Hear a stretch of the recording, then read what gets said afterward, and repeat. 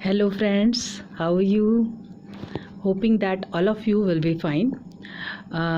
So today I will with you to topic a new thing, that is nothing can be waste at home or at kitchen until we wasted that.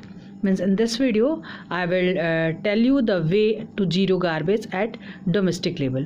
How can we manage the waste at domestic level or at kitchen so that we cannot reproduce that waste. So zero waste or waste means generation of waste prevention that encourages the redesigning of the resources life cycle so that all products are reused. Means आज हम कचरा प्रबंधन की बात करेंगे, कूड़ा प्रबंधन की बात करेंगे कि किस तरह से हम अपने किचन वेस्ट को रीयूज़ कर सकते हैं, किस तरह से उसको रीडिज़ाइन कर सकते हैं. हमारे घर में या किचन में कोई भी चीज़ वेस्ट नहीं है.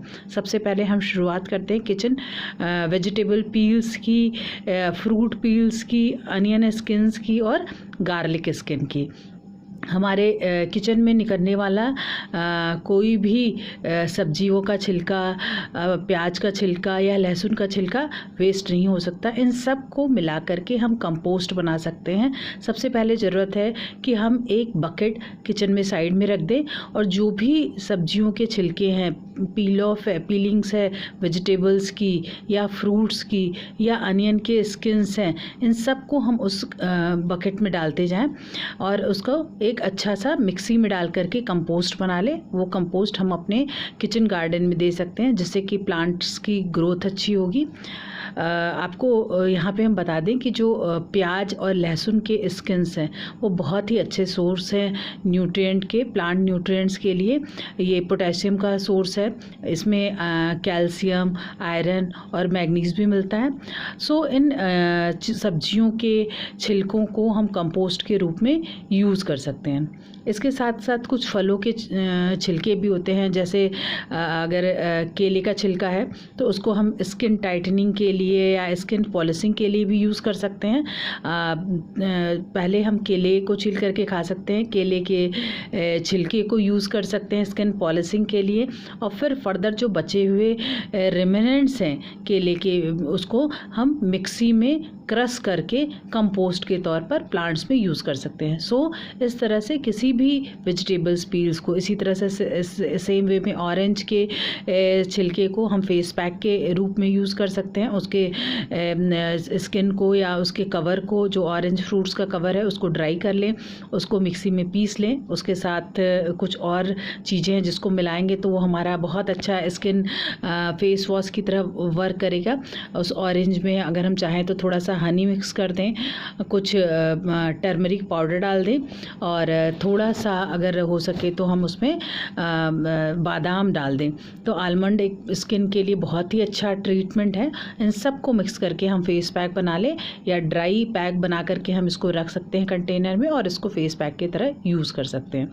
इसके अलावा लेमन पील्स को, जो संतरे का छिलका है या नींबू का छिलका है या जो भी सिट्रस फैमिली के फ्रूट्स हैं, उन सब को हम मिला करके फ्लोर की क्लीनर भी बना सकते हैं. इन सब को हम एक कंटेनर में, एक डिब्बे में डाल दें और उसके साथ कुछ गुड़ या जगरी को डाल दें और उस गुड़ को हम पानी मिला दें. जितना हम संतरे का छिलका मिलाते हैं, अगर मान लीजिए 1/4 डिब्बा संतरे का या नींबू का छिलका है, उसमें हम उतना ही लगभग गुड़ मिला दें और पूरा कंटेनर भर के, यानी कि करीब 100% पानी रहे तो उसमें 25% ये सारी चीज़ें रहे और 25% जो है गुड़ रहे.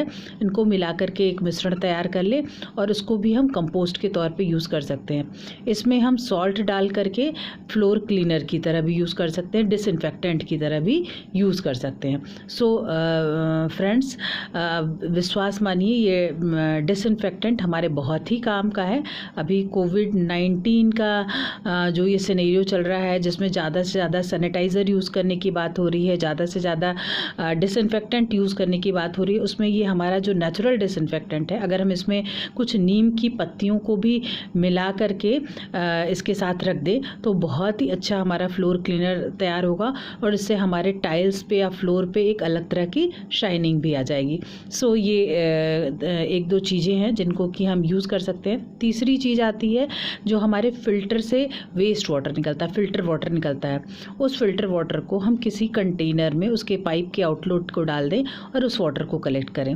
उस पानी को हम यूज़ कर सकते हैं गार्डन में क्लीनिंग के लिए, फ्लोर क्लीनिंग के लिए। उस वाटर को हम अपने वॉशिंग मशीन में यूज़ कर सकते हैं या कपड़े धोने के लिए यूज़ कर सकते हैं, और for cleaning of utensils we can use that water. So इस तरह से उससे बचने वाले पानी या उसके जो वेस्ट वाटर है उसका भी हम फर्दर यूज़ कर सकते हैं।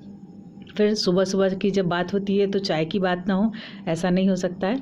तो जो सुबह हम चाय पीते हैं उसकी चाय की पत्ती छन्नी में हम छान के निकालते हैं और उसको एज अ वेस्ट हम फेंक देते हैं। पर ये चाय की पत्ती एक बहुत ही जादुई चीज़ है।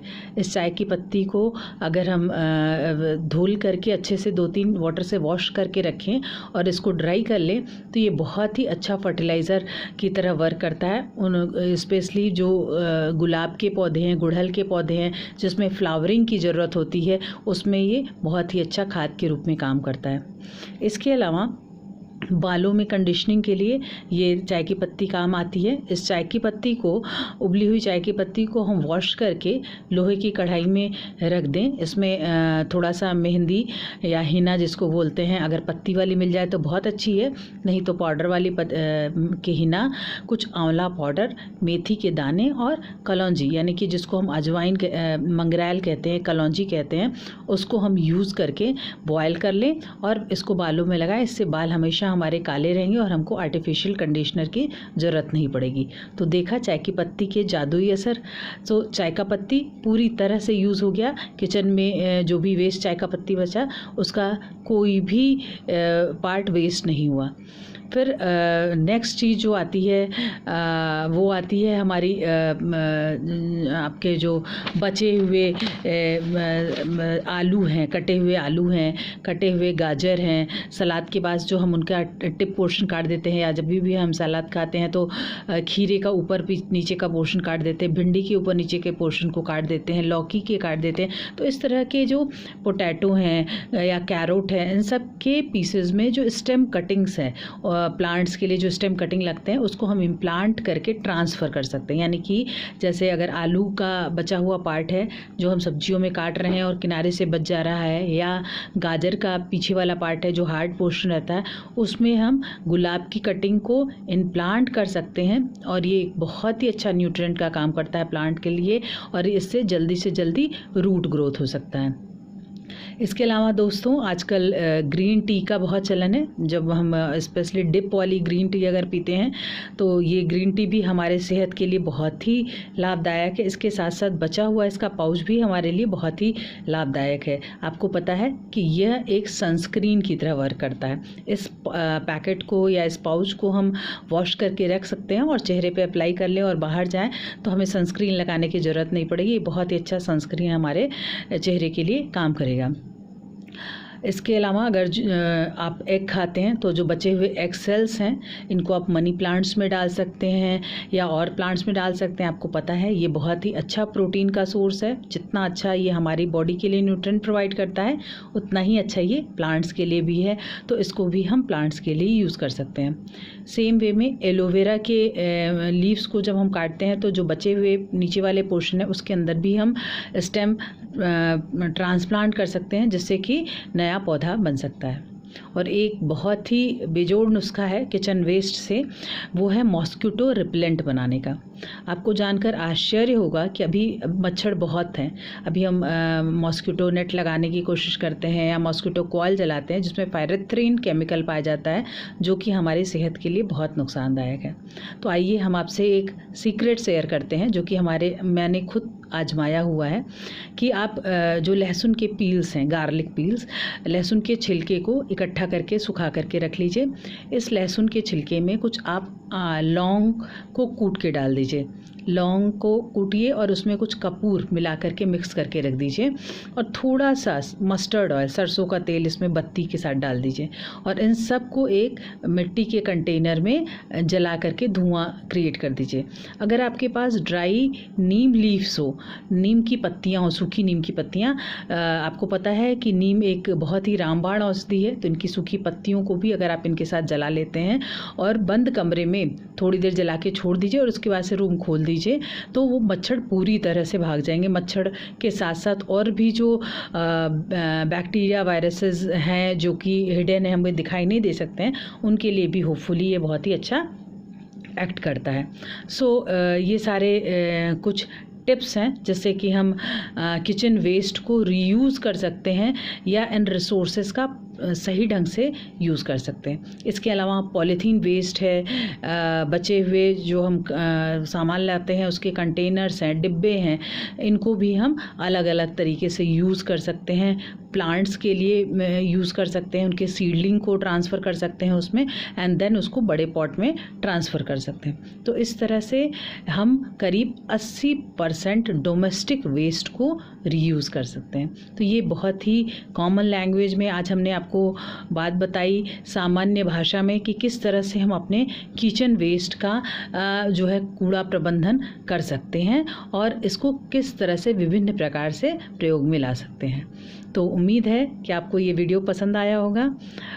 अगर ये वीडियो पसंद आया तो आप इसको अमल में लाइएगा, इसको फॉलो कीजिएगा और कोशिश कीजिएगा कि आपके घर से बहुत कम से कम वेस्ट जो है वो बाहर निकले। ज़्यादातर चीज़ों का आप रीयूज़ कर लें। अगर आप ऐसा करते हैं तो मुझे बहुत अच्छा लगेगा, मेरी कोशिश सफल होगी। So kindly like and subscribe my channel Rajni classes. Thank you so much.